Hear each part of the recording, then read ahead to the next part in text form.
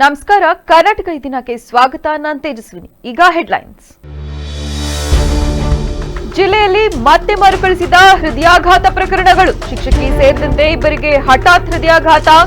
ಸಾರ್ವಜನಿಕರಲ್ಲಿ ಹೆಚ್ಚಿದ ಆತಂಕ.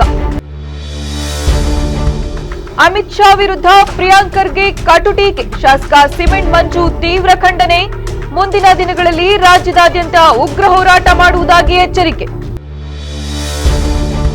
ಚಾಲಕನ ನಿಯಂತ್ರಣ ತಪ್ಪಿ ಟ್ರ್ಯಾಕ್ಟರ್ ಪಲ್ಟಿ. ಚಾಲಕ ಸ್ಥಳದಲ್ಲೇ ಸಾವು. ಆಲೂರು ತಾಲೂಕಿನ ಕಿರುಗಡಲು ಕೆರೆ ಏರಿಯಲ್ಲಿ ಘಟನೆ.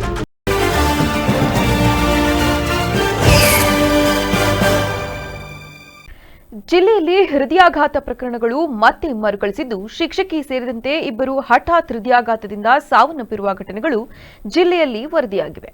ಅರ್ಕಲಗೂಡು ತಾಲೂಕಿನ ಮಗ್ಗಿ ಹೋಬಳಿಯ ದೊಡ್ಡಳ್ಳಿ ಗ್ರಾಮದಲ್ಲಿ ಸರ್ಕಾರಿ ಕಿರಿಯ ಪ್ರಾಥಮಿಕ ಪಾಠಶಾಲೆಯಲ್ಲಿ ಶಿಕ್ಷಕಿಯಾಗಿ ಸೇವೆ ಸಲ್ಲಿಸುತ್ತಿದ್ದ ಸುಧಾಮಣಿಯವರು ಇಂದು ಮುಂಜಾನೆ ಹಠಾತ್ ಹೃದಯಾಘಾತದಿಂದ ನಿಧನರಾಗಿದ್ದಾರೆ. ಅವರ ಅಕಾಲಿಕ ನಿಧನದಿಂದ ಶಿಕ್ಷಣ ವಲಯ ಹಾಗೂ ಗ್ರಾಮದಲ್ಲಿ ಶೋಕದ ವಾತಾವರಣ ಆವರಿಸಿದೆ. ಇನ್ನೊಂದು ಪ್ರಕರಣದಲ್ಲಿ ಹೊಳೆನರಸೀಪುರ ತಾಲೂಕಿನ ಹಳ್ಳಿ ಮೈಸೂರು ಹೋಬಳಿಯ ಗುಲಗಂಜಿಹಳ್ಳಿ ಗ್ರಾಮದ ಪರಮೇಶ್ ಎಂಬ ಯುವಕ ಮಧ್ಯರಾತ್ರಿ ಸುಮಾರು 2 ಗಂಟೆ ಸಮಯದಲ್ಲಿ ಹೃದಯಾಘಾತದಿಂದ ಮೃತಪಟ್ಟಿದ್ದಾರೆ. ಪರಮೇಶ್ ಅವರು ಪಟ್ಟಣದ ಹೋಟೆಲ್ನಲ್ಲಿ ಕೆಲಸ ಮಾಡುತ್ತಿದ್ದರು ಎನ್ನಲಾಗಿದೆ. ಒಂದೇ ದಿನದಲ್ಲಿ ಜಿಲ್ಲೆಯಲ್ಲಿ 2 ಹೃದಯಾಘಾತ ಪ್ರಕರಣಗಳು ಸಂಭವಿಸಿರುವುದು ಸಾರ್ವಜನಿಕರಲ್ಲಿ ಆತಂಕಕ್ಕೆ ಕಾರಣವಾಗಿದೆ.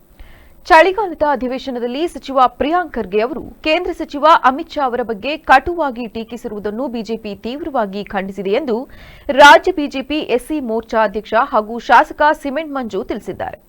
ಸುದ್ದಿಗೋಷ್ಠಿಯಲ್ಲಿಂದು ಮಾತನಾಡಿದ ಅವರು, ಚಳಿಗಾಲದ ವಿಧಾನಮಂಡಲ ಅಧಿವೇಶನದಲ್ಲಿ ದ್ವೇಷ ಭಾಷಣ ಮಸೂದೆಗೆ ಸಂಬಂಧಿಸಿದಂತೆ ವಿಧಾನ ಪರಿಷತ್ನಲ್ಲಿ ಚರ್ಚೆ ನಡೆಯುತ್ತಿದ್ದ ಸಂದರ್ಭದಲ್ಲಿ ಗ್ರಾಮೀಣಾಭಿವೃದ್ಧಿ ಸಚಿವ ಪ್ರಿಯಾಂಕ್ ಖರ್ಗೆ ಅವರು ಕೇಂದ್ರ ಗೃಹ ಸಚಿವ ಅಮಿತ್ ಶಾ ಅವರನ್ನು ನಾಲಾಯಕ್ ಗೃಹ ಸಚಿವ ಎಂದು ಟೀಕಿಸಿದ್ದಾರೆ. ಪ್ರಿಯಾಂಕ್ ಅವರು ಬಾಯಿಯನ್ನು ಬಿಗಿ ಹಿಡಿದು ಮಾತನಾಡಬೇಕು. ಓರ್ವ ಸಾಂವಿಧಾನಿಕ ಹುದ್ದೆಯಲ್ಲಿರುವ ವ್ಯಕ್ತಿ ಕೇಂದ್ರ ಸಚಿವರ ಬಗ್ಗೆ ಅಧಿವೇಶನದಲ್ಲಿ ಕಟುವಾಗಿ ಮಾತನಾಡುವುದು ಸರಿಯಲ್ಲ. ಕೇಂದ್ರ ಗೃಹ ಸಚಿವ ಅಮಿತ್ ಶಾ ಅವರು ದೇಶಕ್ಕೆ ತಮ್ಮದೇ ಆದ ಕೊಡುಗೆ ನೀಡಿದ್ದಾರೆ. ಅವರ ಬಗ್ಗೆ ಈ ರೀತಿಯ ಹೇಳಿಕೆ ನೀಡುವುದು ಖಂಡನೀಯ. ಮುಂದೆ ಇದೇ ರೀತಿಯ ಹೇಳಿಕೆ ನೀಡಿದರೆ ಅವರ ವಿರುದ್ಧ ಬಿಜೆಪಿಯಿಂದ ರಾಜ್ಯಾದ್ಯಂತ ಉಗ್ರ ಹೋರಾಟ ನಡೆಸುವುದಾಗಿ ಎಚ್ಚರಿಸಿದರು. ವರ್ಷಗಳ ಕಾಲ ರಾಜಕಾರಣ ಮಾಡಿದ್ದಾರೆ. 8 ಬಾರಿ MLA ಆಗಿದ್ದಾರೆ, 3 ಬಾರಿ 4 ಬಾರಿ MP ಆಗಿದ್ದಾರೆ. ನಾನು ಹೇಳ್ತಕ್ಕಂಥದ್ದು ಪಕ್ಷ ರಾಜಕೀಯವಾಗಿ ಏನು ಬೇಕಾದ್ರೂ ಮಾತಾಡಲಿ, ಅದ್ರ ಬಗ್ಗೆ ನಾವೇನು ಕೂಡ ರಾಜಕೀಯ ಪಕ್ಷ ಅಂದಾಗ ಒಂದು ರಾಜಕೀಯ ಪಕ್ಷವನ್ನು ಖಂಡಿಸ್ತಕ್ಕಂಥದ್ದು ಇನ್ನೊಂದು ರಾಜಕೀಯ ಪಕ್ಷದ ಜವಾಬ್ದಾರಿ ಇರುತ್ತೆ. ಅವ್ರು ಮಾಡ್ತಾರೆ ರಾಜಕೀಯ ಮಾಡ್ತಕ್ಕಂಥ ಸಂದರ್ಭದಲ್ಲಿ. ಅವರು ಒಬ್ಬರು ಸಾಂವಿಧಾನಿಕ ಹುದ್ದೆಲಿರ್ತಕ್ಕಂಥ ಸಂದರ್ಭದಲ್ಲಿ ಇನ್ನೊಬ್ಬ ಸಾಂವಿಧಾನಿಕ ಹುದ್ದೆಲಿರ್ತಕ್ಕಂಥ ವ್ಯಕ್ತಿ ಬಗ್ಗೆ ಮಾತಾಡಬೇಕಾದ್ರೆ ಗೌರವಯುತವಾಗಿ ಮಾತಾಡಬೇಕು. ಅದರಲ್ಲೂ ಕೂಡ ವಿಧಾನಮಂಡಲದ ಅಧಿವೇಶನದಲ್ಲಿ ನೇರ ಪ್ರಸಾರ ಆಗ್ತಾ ಇರುತ್ತೆ. ಅಷ್ಟೊಂದು ಪತ್ರಿಕರ್ತರಿರ್ತಾರೆ, ಇಡೀ ರಾಜ್ಯದ ಜನತೆ ಗಮನಿಸ್ತಿರ್ತಾರೆ. ನಾಲಾಯಕ್ ಹೋಮ್ ಮಿನಿಸ್ಟರ್ ಅಂತಕ್ಕಂಥ ಪದವನ್ನು ಅವ್ರು ಉಪಯೋಗ ಮಾಡ್ತಕ್ಕಂಥ ತಪ್ಪು. ಖಂಡಿತವಾಗ್ಲೂ ಕೂಡ ಆ ಪದವನ್ನು ಕಟುಕ ಪದಗಳಲ್ಲಿ ಖಂಡಿಸ್ತೀನಿ ಅಂತೇಳಿ ನಾನು ಈ ಸಂದರ್ಭದಲ್ಲಿ ಹೇಳ್ತೀನಿ. ಯಾರೇ ಆದರೂ ಕೂಡ ಇತ್ತೀಚಿನ ದಿನಗಳಲ್ಲಿ ಇನ್ನು ಅರ್ಜುನ ಆನೆ ಸಾವಿಗೆ ಸಂಬಂಧಿಸಿದಂತೆ ಮಾತನಾಡಿದ ಅವರು, ಹೋರಾಟಗಾರರ ವಿರುದ್ಧ ಪ್ರಕರಣ ದಾಖಲಿಸಿರುವ ಸಂಬಂಧ ವಿಧಾನಸಭೆಯಲ್ಲೂ ನಾನು ಪ್ರಶ್ನೆ ಮಾಡಿದ್ದೇನೆ. ಸಮಯಾವಕಾಶದ ಕೊರತೆಯಿಂದ ಗೃಹ ಸಚಿವರು ಉತ್ತರ ನೀಡಲು ಸಾಧ್ಯವಾಗಿಲ್ಲ. ನಾನು ವಿಧಾನಸಭೆಯಲ್ಲಿ ಗೃಹ ಸಚಿವ ಜಿ ಪರಮೇಶ್ವರ್, ಅರಣ್ಯ ಸಚಿವ ಈಶ್ವರ್ ಖಂಡ್ರೆ ಅವರನ್ನ ವೈಯಕ್ತಿಕವಾಗಿ ಭೇಟಿ ಮಾಡಿ ಚರ್ಚಿಸಿದ್ದು ಸಂಪುಟದಲ್ಲಿಟ್ಟು ಪ್ರಕರಣ ಹಿಂಪಡೆಯುವುದಾಗಿ ಭರವಸೆ ನೀಡಿದ್ದಾರೆ ಎಂದರು. ಇದು ಪ್ರಿಂಟಿಂಗ್ ಕೊಡ್ತಾರೆ ನಮಗೆ. ಆ್ಯಕ್ಚುಲಿ ಬಹುಶಃ ನಿನ್ನೆ ಲೇ ಮಾಡಿದ್ದಾರೆ, ಬಹುಶಃ ಇವತ್ತು ನಾಳೆ ನಮ್ಗೆ ಉತ್ತರ ಸಿಗುತ್ತೆ. ನಾನು ಮಾನ್ಯ ಗೃಹ ಸಚಿವರನ್ನು ವೈಯಕ್ತಿಕವಾಗಿ ಅಧಿವೇಶನದ ಒಳಗಡೆ ಭೇಟಿ ಮಾಡಿದ ಸಂದರ್ಭದಲ್ಲಿ ಕ್ಯಾಬಿನೆಟಲ್ಲಿ ಇಟ್ಟು ವಾಪಸ್ ತಗೋತೀವಿ ಅಂತಕ್ಕಂಥ ಮಾತನ್ನು ಹೇಳಿದ್ದಾರೆ. ಮಾನ್ಯ ಈಶ್ವರ್ ಖಂಡ್ರೆ ಕೂಡ ಹೇಳಿದಂಥ ಸಂದರ್ಭದಲ್ಲಿ ನಾವು ಕ್ಯಾಬಿನೆಟಲ್ಲಿ ಇಟ್ಬಿಟ್ಟು ಅದನ್ನು ವಾಪಸ್ ತಗೋತೀವಿ ಕೇಸ್ನ ಅಂತಕ್ಕಂಥ ಇದನ್ನು ಕೂಡ ಕೊಟ್ಟಿದ್ದಾರೆ. ನಿನ್ನೆ ಉತ್ತರವನ್ನು ಅಧಿಕೃತವಾಗಿ ವಿಧಾನಮಂಡಲದಲ್ಲಿ ಕೊಡಬೇಕಾಗಿತ್ತು. ಬಿಜೆಪಿ ಎಸ್ಸಿ ಮೋರ್ಚಾ ಜಿಲ್ಲಾಧ್ಯಕ್ಷ ಚಂದ್ರು, ಆಲೂರು ತಾಲೂಕು ಅಧ್ಯಕ್ಷ ಅಬ್ಬನ್ ಕೃಷ್ಣಮೂರ್ತಿ ಮತ್ತಿತರರು ಹಾಜರಿದ್ದರು. ಆಲೂರು ತಾಲೂಕಿನ ಕಿರುಗಡ್ಲು ಹಾಗೂ ಹಂಪನಗುಪ್ಪೆ ಗ್ರಾಮಗಳಿಗೆ ಹೊಂದಿಕೊಂಡ ದೊಡ್ಡಕೆರೆ ಏರಿಯಾ ಬಳಿ ಟ್ರ್ಯಾಕ್ಟರ್ ಚಾಲಕನ ನಿಯಂತ್ರಣ ತಪ್ಪಿ ಉರುಳಿ ಬಿದ್ದಿದ್ದು, ಕಬ್ಬಿನಹಳ್ಳಿ ಗ್ರಾಮದ ಮಂಜೇಗೌಡ ಸ್ಥಳದಲ್ಲೇ ಮೃತಪಟ್ಟಿದ್ದಾರೆ. ಕಬ್ಬಿನಹಳ್ಳಿ ಗ್ರಾಮದ ಮೃತ ಮಂಜೇಗೌಡ ಜಮೀನು ಉಳುಮೆ ಮಾಡಿ ತನ್ನ ಮನೆಗೆ ಹಿಂದಿರುಗಿ ಬರುವ ಮಾರ್ಗ ಮಧ್ಯೆ ಇರುವ ಕಿರುಗಡ್ಲು ಹಾಗೂ ಹಂಪನಗುಪ್ಪೆ ಗ್ರಾಮಗಳ ಮಧ್ಯೆ ಇರುವ ದೊಡ್ಡಕೆರೆ ಏರಿ ಮೇಲೆ ನಿಯಂತ್ರಣ ತಪ್ಪಿ ಸುಮಾರು 15 ಅಡಿ ಆಳದ ಗದ್ದೆಗೆ ಟ್ರ್ಯಾಕ್ಟರ್ ಪಲ್ಟಿಯಾಗಿ ಬಿದ್ದ ಪರಿಣಾಮವಾಗಿ ಮಂಜೇಗೌಡ ಸ್ಥಳದಲ್ಲೇ ಮೃತಪಟ್ಟಿದ್ದಾರೆ. ಮೃತ ಮಂಜೇಗೌಡರಿಗೆ ಒಂದು ಗಂಡು ಒಂದು ಹೆಣ್ಣು ಮಗುವಿದೆ. ಈ ಸಂಬಂಧ ಆಲೂರು ಪೊಲೀಸರು ಸ್ಥಳಕ್ಕೆ ಆಗಮಿಸಿ ಪರಿಶೀಲನೆ ನಡೆಸಿ ಮುಂದಿನ ಕಾನೂನು ಕ್ರಮ ಕೈಗೊಂಡಿದ್ದಾರೆ. ನಿವೃತ್ತ ನೌಕರರ ಹಾಗೂ ಕುಟುಂಬ ಪಿಂಚಣಿದಾರರಿಗೆ ಸರ್ಕಾರ ಸಂಧ್ಯಾ ಕಿರಣ ಯೋಜನೆಯನ್ನು ಜಾರಿಗೊಳಿಸಬೇಕೆಂದು ಆಗ್ರಹಿಸಿ ಇದೇ ಡಿಸೆಂಬರ್ 23ರಂದು ನಿವೃತ್ತಿ ಪಿಂಚಣಿದಾರರ ಸಮಾವೇಶವನ್ನು ಹಮ್ಮಿಕೊಳ್ಳಲಾಗಿದೆ ಎಂದು ನಿವೃತ್ತಿ ನೌಕರ ಸಂಘದ ಜಿಲ್ಲಾಧ್ಯಕ್ಷ ಬೈರೇಗೌಡ ತಿಳಿಸಿದ್ದಾರೆ. ಸುದ್ದಿಗೋಷ್ಠಿಯಲ್ಲಿಂದು ಮಾತನಾಡಿದ ಅವರು, ಮೈಸೂರು ವಿಭಾಗ ಮಟ್ಟದ ಪದಾಧಿಕಾರಿಗಳ ಮತ್ತು ನಿವೃತ್ತಿ ನೌಕರರ ಹಾಗೂ ಕುಟುಂಬ ಪಿಂಚಣಿದಾರರ ಸಮಾವೇಶವನ್ನು ಹಾಸನಾಂಬ ಕಲಾಕ್ಷೇತ್ರದಲ್ಲಿ ಡಿಸೆಂಬರ್ 23ರಂದು ಹಮ್ಮಿಕೊಂಡಿದ್ದೇವೆ. ನಿವೃತ್ತಿ ನೌಕರರ ಸಂಘವು ಸ್ಥಾಪನೆಯಾಗಿ ಸುಮಾರು 65 ವರ್ಷಗಳು ಕಳೆದಿವೆ. ಈ ಸಂಘದಲ್ಲಿ ರಾಜ್ಯದ ವಿವಿಧ ಇಲಾಖೆಗಳಲ್ಲಿ ಸುದೀರ್ಘ ಸೇವೆ ಸಲ್ಲಿಸಿದ ನಿವೃತ್ತರಿದ್ದು, ಸುಮಾರು 4,20,000 ನಿವೃತ್ತಿ ನೌಕರರು ಹಾಗೂ 1 ಲಕ್ಷ ಕುಟುಂಬ ಪಿಂಚಣಿದಾರರನ್ನು ಸಂಘವು ಒಳಗೊಂಡಿದೆ. ಇವರುಗಳಿಗೆ ಆರೋಗ್ಯ ಕಾಪಾಡಿಕೊಳ್ಳುವುದೇ ಅತಿ ಮುಖ್ಯವಾಗಿದ್ದು, ಸರ್ಕಾರ ಸಂಧ್ಯಾ ಕಿರಣ ಯೋಜನೆಯನ್ನು ಜರೂರಾಗಿ ಅನುಷ್ಠಾನಗೊಳಿಸಬೇಕು ಹಾಗೂ 7ನೇ ವೇತನ ಆಯೋಗದಲ್ಲಿ ನಿವೃತ್ತಿ ನೌಕರರಿಗೆ, ಅದರಲ್ಲಿಯೂ 70 ರಿಂದ 80 ವಯೋಮಿತಿ ಹೊಂದಿರುವವರಿಗೆ ಶೇಕಡಾ 10ರಷ್ಟು ನಿವೃತ್ತಿ ವೇತನವನ್ನು ಮಂಜೂರು ಮಾಡಲು ಸರ್ಕಾರ ಒಪ್ಪಿದರೂ ಇದುವರೆಗೆ ಯಾವುದೇ ಅನುಷ್ಠಾನಗೊಂಡಿಲ್ಲ. ಆದ್ದರಿಂದ ಕೂಡಲೇ ಜಾರಿಗೊಳಿಸಬೇಕು ಹಾಗೂ ನಿವೃತ್ತಿ ನೌಕರರು ಮರಣ ಹೊಂದಿದ ಸಂದರ್ಭದಲ್ಲೂ 10,000 ರೂಗಳನ್ನು ಸಂಬಂಧಪಟ್ಟ ವಾರಸುದಾರರಿಗೆ ನೀಡಬೇಕೆಂದು ಒತ್ತಾಯಿಸಿದರು. ಆ ಶಿಫಾರಸಿನಂತೆ ನಮ್ಮ ಸರ್ಕಾರ ಸ್ಪಂದಿಸಿಲ್ಲ. ಏನು ಅಂತಂದರೆ 70 ರಿಂದ 80 ವರ್ಷದ ವಯೋಮಿತಿ ಒಳಗಡೆ ಇರೋವಂಥವ್ರಿಗೆ ಶೇಕಡಾ 10ರಷ್ಟು ಭತ್ಯೆಯನ್ನು ಕೊಡಬೇಕು ಅಂತ ಶಿಫಾರಸಾಗಿತ್ತು. ಅದು ಇದುವರೆಗೆ ಜಾರಿಯಾಗಿಲ್ಲ. ಇನ್ನು ಎರಡನೇದಾಗಿ ಆರೋಗ್ಯ ಇದು ಸಂಧ್ಯಾ ಕಿರಣ ಯೋಜನೆ ಈಗ ಹಾಲಿ ಸರ್ಕಾರಿ ನೌಕರರಿಗಾಗಲಿ ಜಾರಿಗೆ ತಂದಿದ್ದಾರೆ. ಆದರೆ ನಮಗೆ ಸಂಧ್ಯಾ ಕಿರಣ ಯೋಜನೆಯನ್ನು ಜಾರಿಗೆ ತಂದಿದ್ದಿಲ್ಲ. ಯಾಕೆಂದರೆ ನಿವೃತ್ತರಿಗೆ ಹೆಚ್ಚು ಸ್ವಲ್ಪ ವಯಸ್ಸಾದರ ಕಾಯಿಲೆ ಜಾಸ್ತಿ ಬರುತ್ತೆ ಹೊರತು ಈಗ ಹಾಲಿ ಇರೋರಿಗೆ ಬರಲ್ಲ. ನಮಗೆ ಮೊದಲು ಕೊಡಬೇಕಾಗಿತ್ತು, ಅವ್ರಿಗೆ ಕೊಟ್ಟಿದ್ದಾರೆ, ನಮಗೆ ಕೊಟ್ಟಿಲ್ಲ. ಹಲವಾರು ಬಾರಿ ಮನವಿ ಮಾಡಿದ್ರು ಅದಕ್ಕೆ ಸ್ಪಂದಿಸಿಲ್ಲ. ಇನ್ನು ಮೂರನೇದು ಶವ ಸಂಸ್ಕಾರ ಭತ್ಯೆ. ಈಗ ನಮ್ಮ ಹಾಲಿ ಇರ್ತಕ್ಕಂಥ ನೌಕರರಿಗೆ, ಸರ್ಕಾರಿ ನೌಕರರಿಗೆ 25,000 ಶವ ಸಂಸ್ಕಾರ ಭತ್ಯೆಯನ್ನು ಕೊಡ್ತಾಯಿದ್ದಾರೆ. ಈಗ ನಮಗೆ ಕೊಟ್ಟಿಲ್ಲ. ನಮ್ಮಲ್ಲಿ 7ನೇ ವೇತನ ಆಯೋಗದಲ್ಲಿ ಶಿಫಾರಸು ಮಾಡಿರೋದು 10,000 ರೂಪಾಯಿ ಕೊಡಬೇಕು ಅಂತ ಹೇಳಿ. ಅದನ್ನು ಸಹ ಏನು ನಮ್ಮ ಬೇಡಿಕೆ ಇದೆ ಎಲ್ಲನೂ ನಮ್ಮ ಸರ್ಕಾರ ಒಪ್ಕೊಂಡಿದ್ರು ಸಹ ಎಷ್ಟೋ ಸರಿ ನಾವು ಮನವಿ ಮಾಡಿದ್ರು ಅದಕ್ಕೆ ಸ್ಪಂದಿಸಿ ಕೊಡ್ತಾ ಇಲ್ಲ. ಸುದ್ದಿಗೋಷ್ಠಿಯಲ್ಲಿ ನಿವೃತ್ತ ನೌಕರ ಉಪಾಧ್ಯಕ್ಷ ಶ್ರೀನಿವಾಸ್, ಅಧ್ಯಕ್ಷ ಡಾಕ್ಟರ್ ಎಲ್ ಭೈರಪ್ಪ ಇನ್ನಿತರರು ಹಾಜರಿದ್ದರು. ಅರಸೀಕೆರೆಯ ಅಣ್ಣನಾಯಕನಹಳ್ಳಿಯಲ್ಲಿ ಇದೇ ಡಿಸೆಂಬರ್ 24 ಮತ್ತು 25ರಂದು ಕ್ರಿಸ್ಮಸ್ ಶುಭ ಸಂದೇಶ ಕಾರ್ಯಕ್ರಮವನ್ನು ಆಯೋಜಿಸಲಾಗಿದೆ ಎಂದು ಕ್ರೈಸ್ತ ಧರ್ಮಗುರು ರಾಜಭೋವಿ ತಿಳಿಸಿದ್ದಾರೆ. ಸುದ್ದಿಗೋಷ್ಠಿಯಲ್ಲಿಂದು ಮಾತನಾಡಿದ ಅವರು, ಯೇಸುಕ್ರಿಸ್ತನ ಜನ್ಮದಿನಾಚರಣೆಯನ್ನು ದೇಶ ವಿದೇಶಗಳಲ್ಲಿ ಅತ್ಯಂತ ಸಂತೋಷದಾಯಕವಾಗಿ ಆಚರಿಸುತ್ತೇವೆ. ಅದಕ್ಕಾಗಿ ಕ್ರಿಸ್ಮಸ್ ಶುಭ ಸಂದೇಶ ಹಾಗೂ ನೃತ್ಯ ಕಾರ್ಯಕ್ರಮಗಳನ್ನು ಎಜಿ ಚರ್ಚ್ನಲ್ಲಿ ಆಯೋಜಿಸಲಾಗಿದೆ. ಕಾರ್ಯಕ್ರಮವು ಶಾಸಕ ಶಿವಲಿಂಗೇಗೌಡ ಅವರ ಅಧ್ಯಕ್ಷತೆಯಲ್ಲಿ ಜರುಗಲಿದ್ದು, ಸಂಸದ ಶ್ರೇಯಸ್ ಪಟೇಲ್ ಸೇರಿದಂತೆ ಪ್ರಮುಖ ಗಣ್ಯರು ಕಾರ್ಯಕ್ರಮದಲ್ಲಿ ಭಾಗವಹಿಸಲಿದ್ದಾರೆ. ಹಾಗಾಗಿ ಕ್ರೈಸ್ತ ಬಾಂಧವರು ಹೆಚ್ಚಿನ ಸಂಖ್ಯೆಯಲ್ಲಿ ಭಾಗವಹಿಸಬೇಕೆಂದು ತಿಳಿಸಿದರು. ಪ್ರತಿ ವರ್ಷದಂತೆ ಅಣ್ಣನಾಯಕನಹಳ್ಳಿ ಕ್ಲಬ್ನಟ್ಟಿಯಲ್ಲಿ ನಾವು ಕ್ರಿಸ್ಮಸ್ ಕಾರ್ಯಕ್ರಮವನ್ನು ಅದ್ದೂರಿಯಾಗಿ ಮಾಡ್ತಾ ಬರ್ತಾ ಇದ್ದೇವೆ. ಈ ಕ್ರಿಸ್ಮಸ್ ಅನ್ನುವಂಥದ್ದು ಈ ಪ್ರಪಂಚಕ್ಕೆ ಒಂದು ಶಾಂತಿಯನ್ನು ಕೊಡುವಂಥ ಕಾರ್ಯಕ್ರಮವಾಗಿದೆ. ಈ ಕ್ರಿಸ್ಮಸ್ಸು ಮುಖ್ಯವಾಗಿ ಯೇಸು ಕ್ರಿಸ್ತನ ಜನನವನ್ನು ಪರಿಚಯ ಮಾಡ್ತಿದೆ. ಯೇಸು ಸ್ವಾಮಿ ಯಾಕೆ ಈ ಲೋಕಕ್ಕೆ ಬಂದರು, ಅವರು ಯಾಕೆ ಶಾಂತಿಯನ್ನು ತಗೊಂಡು ಬಂದಿದ್ದಾರೆ ಎಂಬುದಾಗಿ ನಾವು ಬೈಬಲಲ್ಲಿ ನೋಡುವಾಗ, ಬೈಬಲಲ್ಲಿ ಒಂದು ವಚನ ಇದೆ, ಅದು ನಿಮ್ಮೆಲ್ಲ ಸಲಹೆಗಾರಿಗಾಗಿ ಓದ್ತೇನೆ. ಲೂಕನ ಸುವಾರ್ತೆ 2ನೇ ಅಧ್ಯಾಯ ಅದರಲ್ಲಿ 1ರಿಂದ 14 ವಚನದಲ್ಲಿದೆ. ಆ ಕಾಲದಲ್ಲಿ ರಾಜ್ಯವೆಲ್ಲ ಕನೇಶಿಮರಿ ಬರೆಸಿಕೊಳ್ಳುವುದಕ್ಕಾಗಿದೆ ಎಂಬ ಆಜ್ಞೆ ಚಕ್ರವರ್ತಿಯಾದ ಒಗೇಸಿನಿಂದ ಹೊರಟಿತು. ಕುರಿಯನ್ ಸುರಿಯಕ್ಕೆ ಅಧಿಪತಿಯಾಗಿದ್ದಾಗ ಮೊದಲನೇ ಕಾನೇಸಿಮರಿ ನಡೆಯಿತು. ಆಗ ಎಲ್ಲರೂ ಕಾನೇಸಿಗೆ ಬರೆಸಿಕೊಳ್ಳುವುದಕ್ಕಾಗಿ ತಮ್ಮ ತಮ್ಮ ಊರುಗಳಿಗೆ ಹೊರಟರು. ಯೋಸೇಫನು ಸಹ ತಾನು ದಾವೀದನ ಮನೆತನದವನು ಗೋತ್ರದವನಾಗಿದ್ದರಿಂದ ಹೆಸರು ಬಳಸಿಕೊಳ್ಳುವುದಕ್ಕಾಗಿ ತನಗೆ ನಿಶ್ಚಿತವಾಗಿದ್ದ ಮರಿಯಳ ಸಂಗಡ ಗಲಿಲೆ. ಸುದ್ದಿಗೋಷ್ಠಿಯಲ್ಲಿ ಮೂರ್ತಿ, ದೇವರಾಜು, ಶಿವಣ್ಣ, ಸಿದ್ದೇಶ್ ಮತ್ತಿತರರು ಹಾಜರಿದ್ದರು. ಸರ್ಕಾರದ ಸೇವೆಗಳನ್ನು ಸಾರ್ವಜನಿಕರು ಸುಲಭವಾಗಿ ಪಡೆದುಕೊಳ್ಳುವ ಸದುದ್ದೇಶದಿಂದ ಜನಸ್ಪಂದನ ಕಾರ್ಯಕ್ರಮವನ್ನು ಆಯೋಜಿಸಲಾಗಿತ್ತು. ನಗರದ ಜಿಲ್ಲಾಧಿಕಾರಿ ಕಚೇರಿಯಲ್ಲಿಂದು ಆಯೋಜಿಸಲಾಗಿದ್ದ ಜನಸ್ಪಂದನ ಕಾರ್ಯಕ್ರಮದಲ್ಲಿ ರೈತರು, ಸಾರ್ವಜನಿಕರು ತಮ್ಮ ಅಹವಾಲುಗಳನ್ನು ಜಿಲ್ಲಾಧಿಕಾರಿಯವರ ಬಳಿ ಇಟ್ಟರು. ಇದಕ್ಕೆ ಪರಿಹಾರವಾಗಿ ಸ್ಥಳದಲ್ಲೇ ತಮ್ಮ ಸಮಸ್ಯೆಗಳನ್ನು ನಿವಾರಿಸುವ ಉದ್ದೇಶದಿಂದ ಜಿಲ್ಲಾಡಳಿತ, ಜಿಲ್ಲಾ ಪಂಚಾಯಿತಿ, ನಗರಸಭೆ, ಕಂದಾಯ ಇಲಾಖೆ, ಅರಣ್ಯ ಇಲಾಖೆ ಸೇರಿದಂತೆ ವಿವಿಧ ಎಲ್ಲ ಇಲಾಖೆಗಳು ಸಾರ್ವಜನಿಕ ದೂರುಗಳನ್ನು ದಾಖಲಿಸಿಕೊಂಡವು. ಸಾರ್ವಜನಿಕ ಕುಂದುಕೊರತೆಗಳ ದಾಖಲಾತಿಗಾಗಿ ಸಿಬ್ಬಂದಿ ಹಾಗೂ ಆಡಳಿತ ಇಲಾಖೆಯು ದತ್ತಾಂಶ ಮತ್ತು ಕಾಗದರಹಿತ ತಂತ್ರಾಂಶ ವ್ಯವಸ್ಥೆಯನ್ನು ರೂಪಿಸಲಾಗಿತ್ತು. ಸಾರ್ವಜನಿಕ ಕುಂದುಕೊರತೆ ನಿವಾರಣಾ ವ್ಯವಸ್ಥೆಯಲ್ಲಿ ತುರ್ತು ಸೇವೆಗಳಾದ ಪೊಲೀಸ್, ಅಗ್ನಿಶಾಮಕ, ಆಂಬ್ಯುಲೆನ್ಸ್, ವಿಕೋಪ ಪರಿಹಾರ ಸೇವೆ ಸೇರಿದಂತೆ ಎಲ್ಲ ರೀತಿಯ ಸಾಮಾನ್ಯ ಕುಂದುಕೊರತೆಗಳನ್ನು ಸ್ವೀಕರಿಸಲಾಯಿತು. ಕುಡಿಯುವ ನೀರಿನ ಸಮಸ್ಯೆ, ಸಾರ್ವಜನಿಕ ಶೌಚಾಲಯ, ಸಾರ್ವಜನಿಕ ಸಾರಿಗೆ ಸಂಪರ್ಕ, ವಿದ್ಯುತ್ ದೀಪ, ಕಸ ವಿಲೇವಾರಿ, ಒಳಚರಂಡಿ ನಿರ್ವಹಣೆ ಹಾಗೂ ಇತರೆ ಸಂಬಂಧಿತ ಸಮಸ್ಯೆಗಳ ಕುರಿತು ದೂರು ನೀಡಲು ಸುಮಾರು 100ಕ್ಕೂ ಅಧಿಕ ಜನ ಭಾಗಿಯಾಗಿದ್ದರು.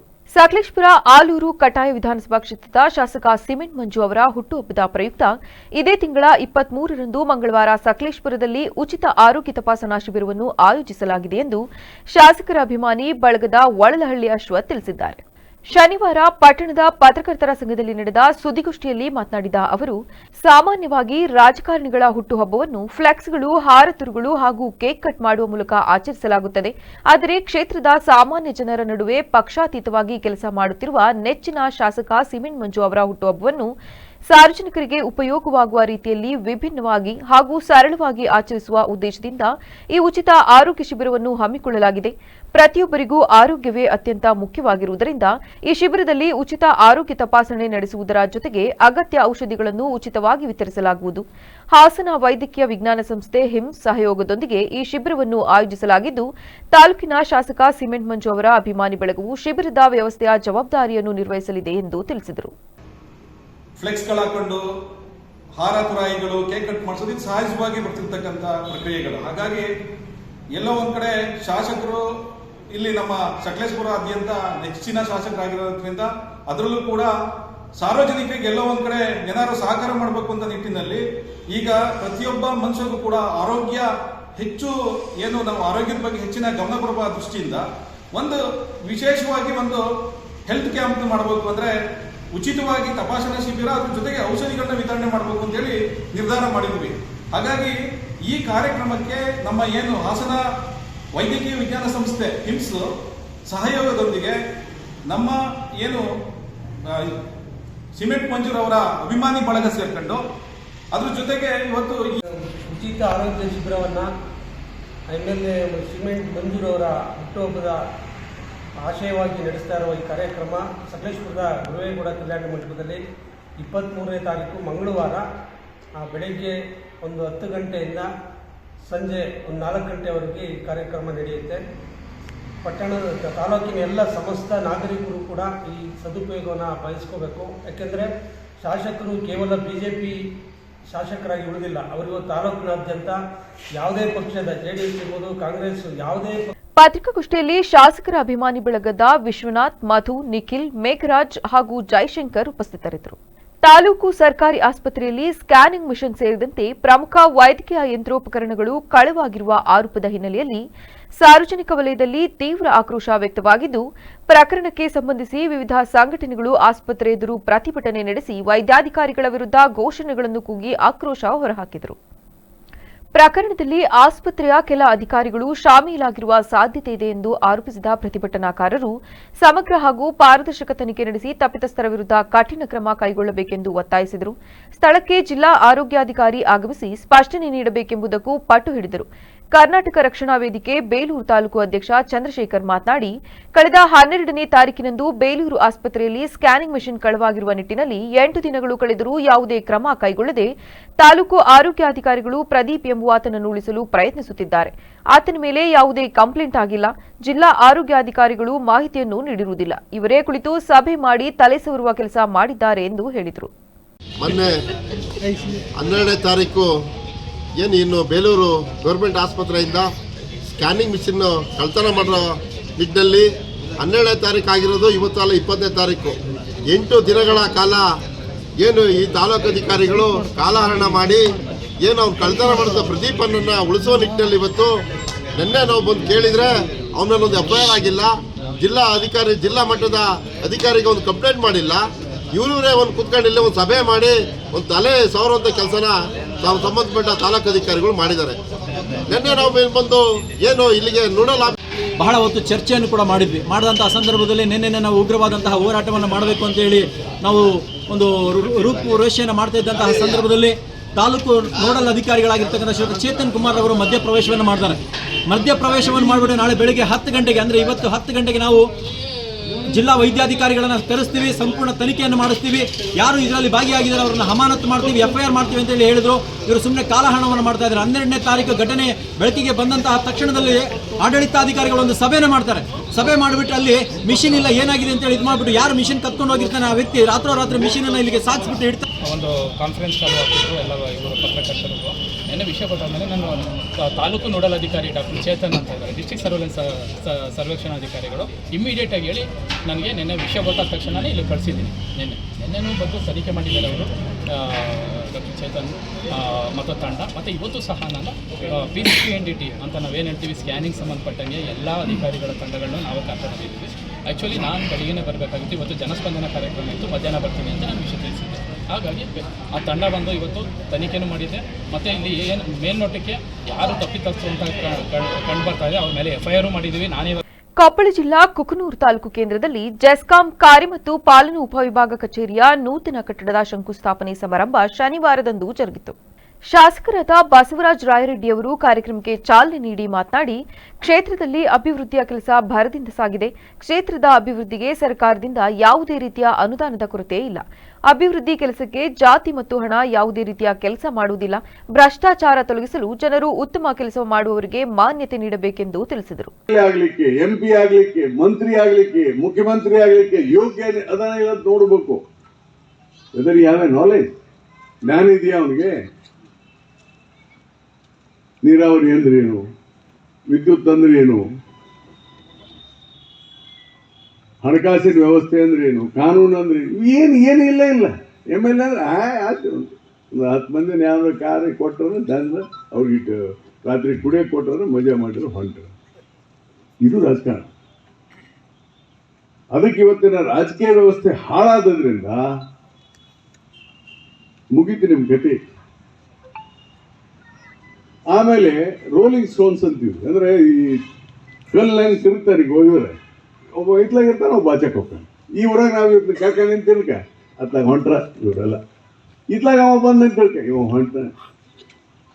ಆದ್ರೆ ಮತದಾರ ಈ ವೇಳೆ ಮುಖ್ಯ ಅಭಿಯಂತರ ಮೌನೇಶ್ ಪತಾರ, ಅಧೀಕ್ಷಕ ಎಂಜಿನಿಯರ್ ರಮೇಶ್ ಎಚ್ಚ, ಅಧಿಕಾರಿಗಳಾದ ಮೋಟ್ಲ ನಾಯಕ, ಮುಖಂಡ ಸತ್ಯನಾರಾಯಣ ಹರಪನಹಳ್ಳಿ, ಲಲಿತಮ್ಮ ಯಡಿಯಪುರ, ಎಂ ನಾಗರಾಜ್ ಇತರರು ಹಾಜರಿದ್ದರು. ಚಾಮರಾಜನಗರ ಜಿಲ್ಲೆಯ ಕೊಳ್ಳೇಗಾಲ ತಾಲೂಕಿನ RMC ರಸ್ತೆಯಲ್ಲಿರುವ ಹೊಸ ಕುರುಬರ ಬೀದಿಯಲ್ಲಿ ಕುರುಬ ಸಮುದಾಯದವರಿಂದ ರಾಷ್ಟ್ರಪ್ರೇಮಿ ಕ್ರಾಂತಿವೀರ ಸಂಗೊಳ್ಳಿ ರಾಯಣ್ಣ ನಾಮಫಲಕ ಹಾಗೂ ಭಾವಚಿತ್ರ ಅನಾವರಣವನ್ನು ಕುರುಬ ಸಮುದಾಯದ ಮುಖಂಡರುಗಳು, ಯಜಮಾನರುಗಳು, ಕುಲಸ್ಥರುಗಳ ನೇತೃತ್ವದಲ್ಲಿ ಅನಾವರಣಗೊಳಿಸಲಾಯಿತು.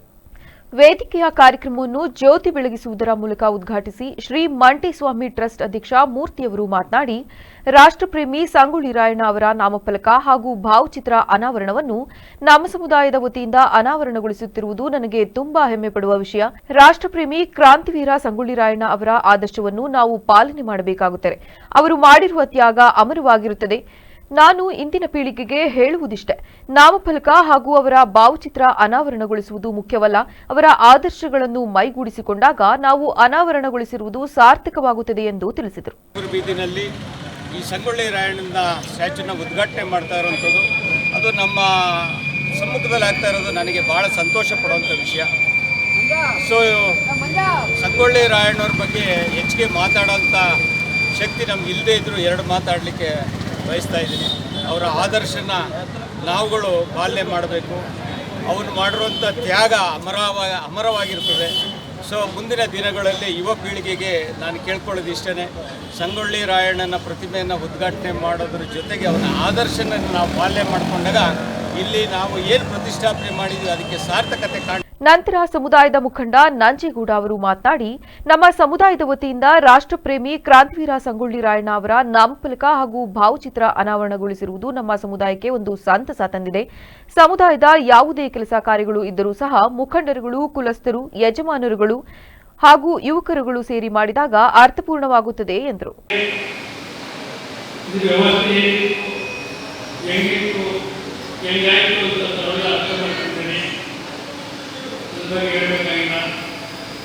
ಇವತ್ತು ಹೊಸದಾಗಿ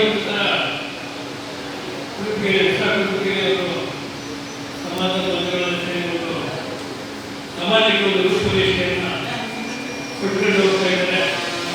ಇದೇ ರೀತಿಯಾಗಿ ಮುಂದಕ್ಕೂ ಸಹ ನಡೆದು ಹೋಗಲಿ ಅಂತ ಹೇಳ್ತಾ ಈ ಸಂದರ್ಭದಲ್ಲಿ ಕುರುಬ ಸಮಾಜದ ಮುಖಂಡ ಸೋಮಶೇಖರ್ ನಂಜೇಗೌಡ, ಮಂಟೇಸ್ವಾಮಿ ಟ್ರಸ್ಟ್ನ ಅಧ್ಯಕ್ಷ ಮೂರ್ತಿ, ನಗರಸಭೆ ನಾಮನಿರ್ದೇಶನ ಸದಸ್ಯ ಶಿವಮಲ್ಲು, ಮಾನಸಪ್ರಭು ಸ್ವಾಮಿ, ರಾಮಣ್ಣ, ಬೇಕರಿ ಕುಮಾರ್ ಇನ್ನಿತರರು ಭಾಗವಹಿಸಿದರು. ಈಗ ಮತ್ತೊಮ್ಮೆ ಹೆಡ್ಲೈನ್ಸ್. ಜಿಲ್ಲೆಯಲ್ಲಿ ಮತ್ತೆ ಮರುಕಳಿಸಿದ ಹೃದಯಾಘಾತ ಪ್ರಕರಣಗಳು. ಶಿಕ್ಷಕಿ ಸೇರಿದಂತೆ ಇಬ್ಬರಿಗೆ ಹಠಾತ್ ಹೃದಯಾಘಾತ, ಸಾರ್ವಜನಿಕರಲ್ಲಿ ಹೆಚ್ಚಿದ ಆತಂಕ. ಅಮಿತ್ ಶಾ ವಿರುದ್ಧ ಪ್ರಿಯಾಂಕ್ ಖರ್ಗೆ ಕಟು ಟೀಕೆ, ಶಾಸಕ ಸಿಮೆಂಟ್ ಮಂಜು ತೀವ್ರ ಖಂಡನೆ. ಮುಂದಿನ ದಿನಗಳಲ್ಲಿ ರಾಜ್ಯದಾದ್ಯಂತ ಉಗ್ರ ಹೋರಾಟ ಮಾಡುವುದಾಗಿ ಎಚ್ಚರಿಕೆ.